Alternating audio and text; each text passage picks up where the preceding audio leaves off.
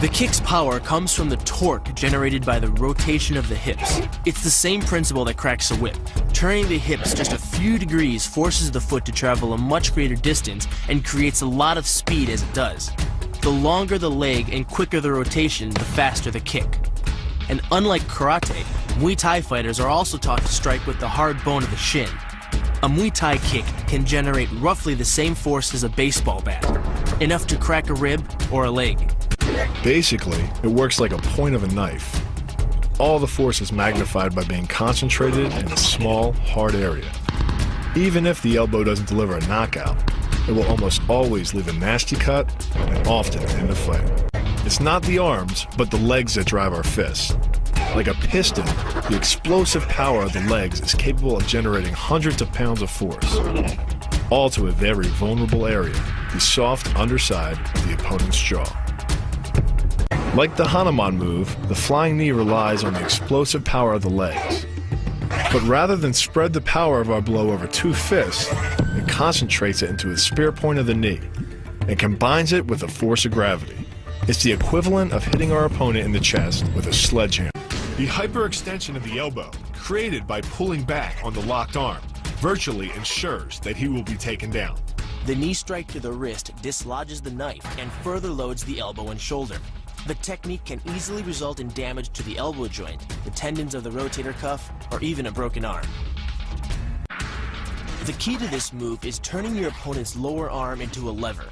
By grabbing his arm during the initial attack, you set up the lever such that direct loading to his elbow joint is achieved. Once the elbow is locked and loaded, you can pull a much heavier opponent off balance by simply lowering your center of weight. With practice, the ninja can hit his intended target from distances as great as 45 feet. At impact, that's more powerful than a Major League Baseball pitch. This move is more about timing and precision than power. Instead of hacking through the limb, the first strike imparts an injury just a few inches below the elbow. The sword's razor-sharp blade easily slices through the soft tissue of the attacker's arm. This opens up his defense and provides the ninja a clean opportunity to deliver the kill stroke, a powerful shot to the top of his head. The move works by using your opponent's own body weight against him. The first strike can land at speeds greater than 20 miles per hour and can stun your opponent with the same injury-producing energy as dropping a bowling ball from over 11 feet onto his torso. By using his arm as a lever in conjunction with the leg sweep, you drive your opponent to the ground. Once he is on the ground, you follow up with a devastating strike to his face. The secret to the move is wrist control. By rotating your opponent's wrist to the maximum extent of its range of motion, the bones of the wrist lock against the bones of the forearm and make it impossible to bring the strong muscles of the upper arm to bear. Then, you can pull your opponent off balance and into a potent knee strike. The combined force of the knee strike and your opponent's forward momentum can be as much as 2,000 pounds, enough to dent sheet metal. The effectiveness of the Pola Kaimao lies not in raw power, but in speed. By relying on your triceps to snap the strikes forward over the elbow, 3 blows can hit in 7/10 of a second.